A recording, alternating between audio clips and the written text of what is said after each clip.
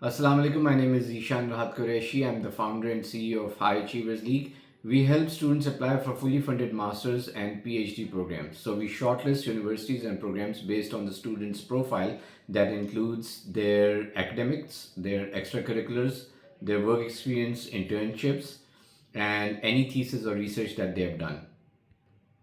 Each program that we shortlist is customized for the student. So the programs are all customized for the student's profile. They cater to their individual needs. And the lists that we make for the students, they're based on 33 parameters that include, for instance, which university they'll be applying to, which program they'll be applying to, what are the chances of funding in each program, what are the chances of admission in each program, when are the deadlines, what's the application fee, and what are the specific requirements for applying in a program. So all of those things, 33 parameters are, the list are based on those 33 parameters. In US and Canada, my recommendation is to shortlist at least 8 to 12 programs that the students must apply in. So we do that in advance. When we start the process, we shortlist 8 to 12 programs where the student would be applying. These are fully funded programs. They can be master's programs or PhD programs. And then we follow up with the next steps. Those next steps include writing the first drafts of the essays that the students do under my guidance, and then I edit those essays, enhance those essays, and make those essays more appropriate according to each university. Then, in addition to that, the students line up some professors, some teachers who would be writing their recommendation letters. If the teachers let the students look at their recommendation letters that they are writing, so I give my 2 cents about those recommendations, how to improve them, and how to make additions or subtractions in those recommendation letters.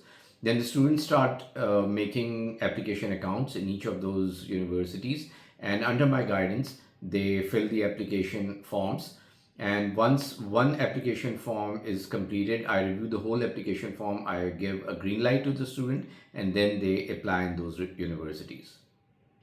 Unlike US and Canada, when you're applying in Australian and New Zealand universities, specifically for PhD, you need to have a green signal from the faculty.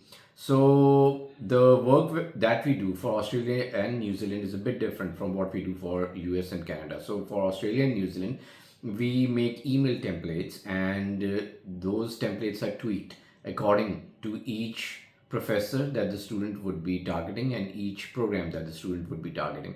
So we shortlist universities for Australia and New Zealand just like we do for US and Canada, but we also shortlist professors whose research interests align with the research interests of the students.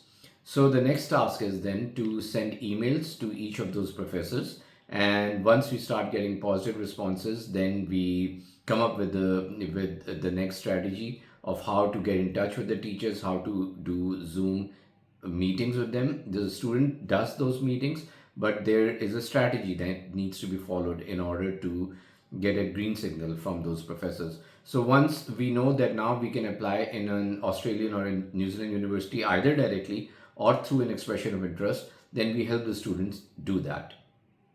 So for Europe, we help students apply in different universities in different countries. They can be Sweden, Finland, Denmark, Netherlands, Belgium, UK. So these are again fully funded programs specifically for PhD, and they can be for masters as well, but specifically for PhD. So there are two ways that we help students apply for the European programs.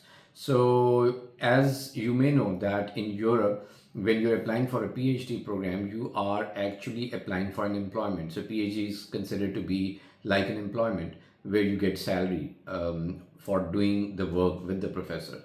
So we shortlist open positions in Europe in various countries according to the student's profile, whatever their need is. So, and then the student can directly apply to the European universities. And the second method is to shortlist universities where the student can either apply directly for PhD or they need to get in touch with professors. So again, we help the students tweak email templates that they then send to the professors, and once we start getting positive responses, then we carry on with the strategy of getting into communication with those professors and then applying in those PhD programs. I hope this was helpful. Just wanted to give you an idea about how we work, which countries we cater to, and how do we customize our strategies for each student. Thank you so much. Allah Hafiz.